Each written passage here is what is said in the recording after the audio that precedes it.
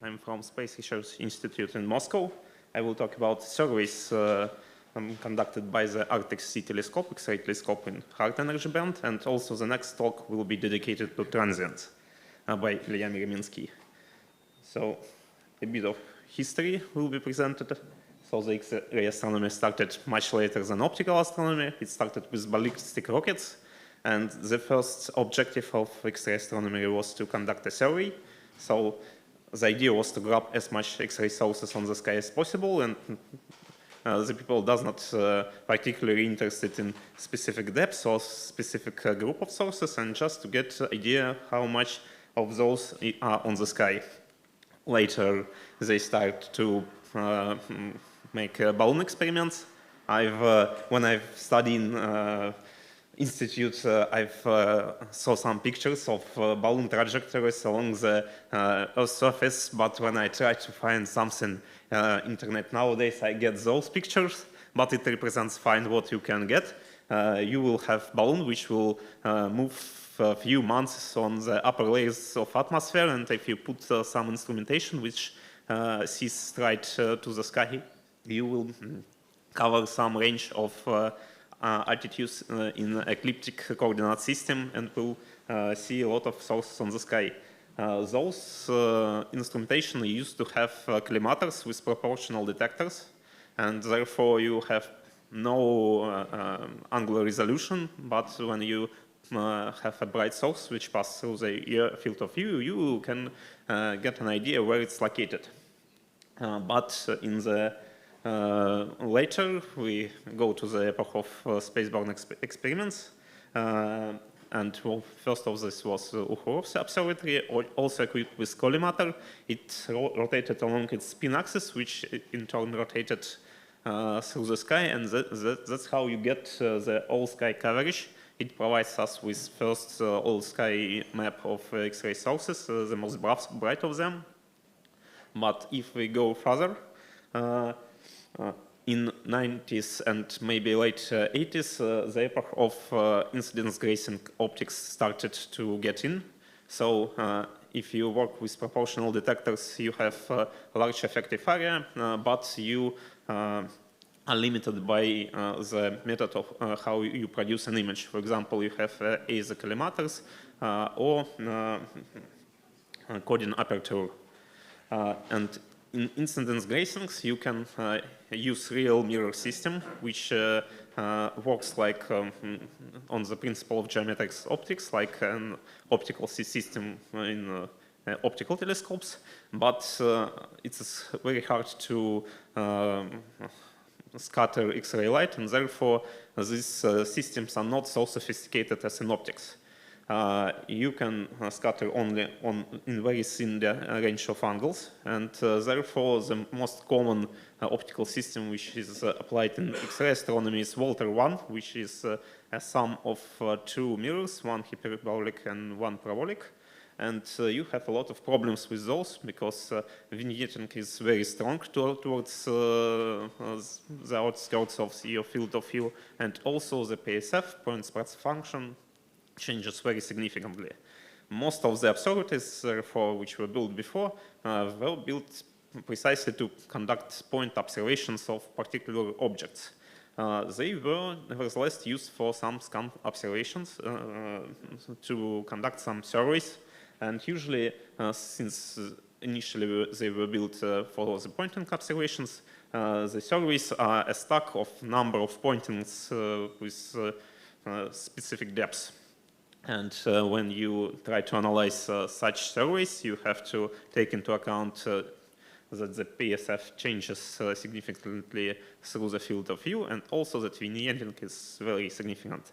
And the other trait of such X-ray observatories is that you often can see such flare in background, which can totally ruin your survey. For example, if you will see such flares on one of the pointings, you just probably have to cut it out from your survey.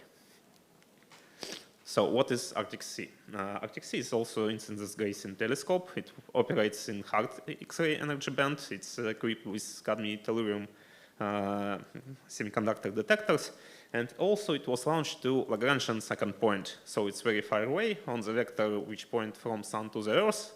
The advantages are that we mostly can observe most of the sky and not thinking about where the Sun and where the Earth.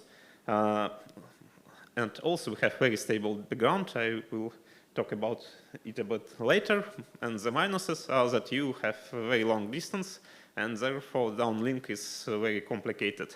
Fortunately, the Russia is very long along the longitude, and we have several dishes which can provide us with downlink almost through the day.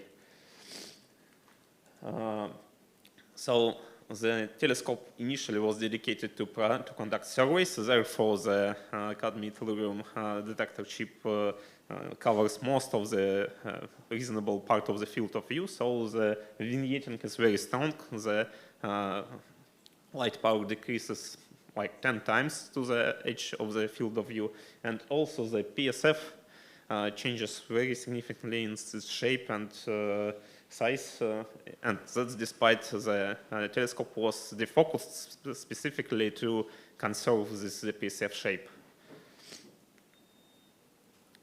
Also, when the telescope was commissioned, several people forced the Lavochkin Association to bring this mode of the scanning observations, which one of our main designers, Lapshov, called snake-like observations, and other people call this raster scans.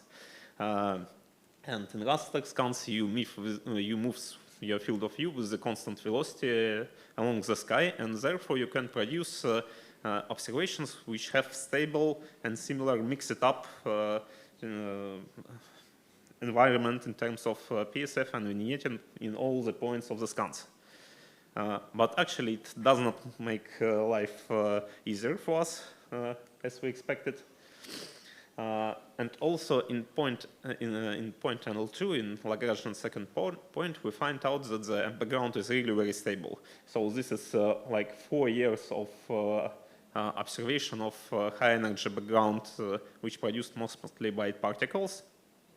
And we have few strong flares, which are actually not thus great. So it's like 3 times increased background rate for few days.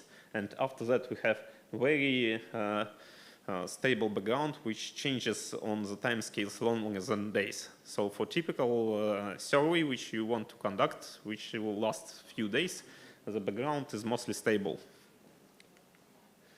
Also, the background, X-ray background, have very distinct X-ray spectrum in comparison to the spectrum of observed sources.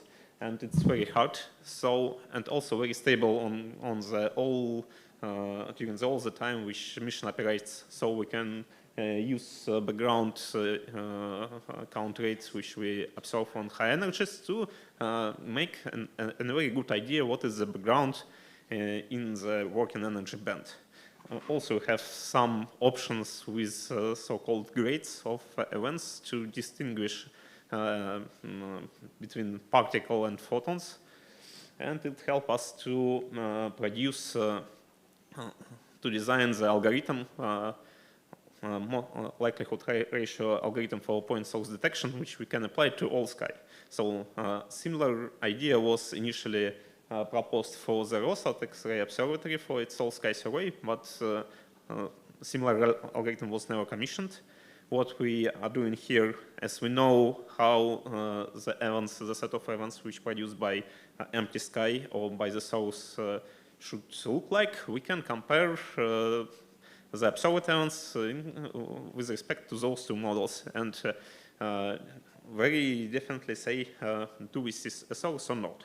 And this algorithm is advantageous in terms that it produces a very small fraction of spurious events, and we actually can say how much it should produce, and it very slowly depends on the increase in background. So, for example, if you have some background outbursts, you account it in your point detection algorithm, it drops sensitivity a bit, but you still have the same number of spurious sources despite that.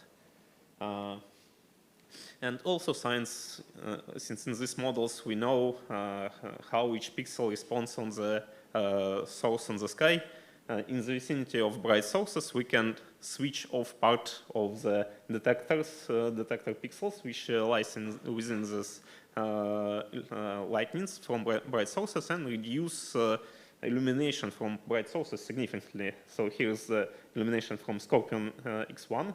And in the central slide, we just switched off approximately half of the exposure time, but reduce the illumination like 15 times. And this is example how does it really works. So you see that on the left side, this is the sky on which we projected photon ions from the center of the pixels. And on the right-hand side, we conduct this algorithm to get a nice view on the real source. So we started with the surveys which were dedicated to the galactic plane, because when you want to get lots of sources, you try to find it's in where the mass of the galaxy is the most dense. And we know that there's lots of sources in Galactic Bulge, so we conduct that survey. And the pros, since the positive parts, that since we operate in hard energy band, we are mostly not affected by the absorption by the dust and hydrogen, and we can reach approximately the same sensitivity as Chandra for very hard sources, for example.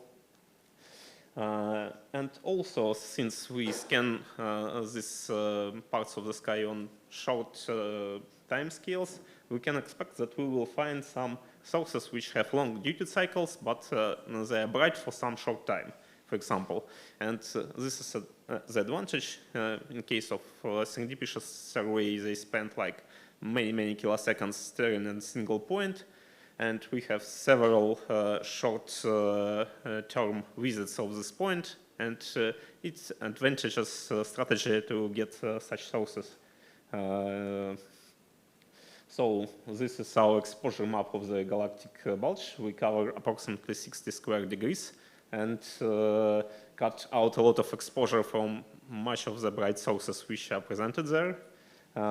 Also, we had a lot of cross views with other X-ray observatories, and therefore we could check our sensitivity, our understanding of our purity, and so on.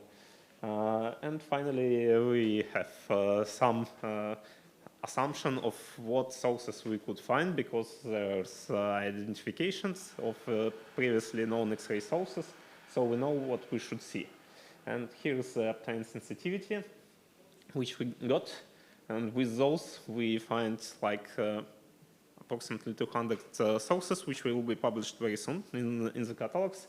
And we find out that we can reproduce their surface density with known galactic mass model and luminosity functions. Therefore, we didn't found any unexpectedly, but if we continue this work, make the survey deeper and continue to identify the source, we probably will find what are the duty cycles, what are specific classes of sources, and so on.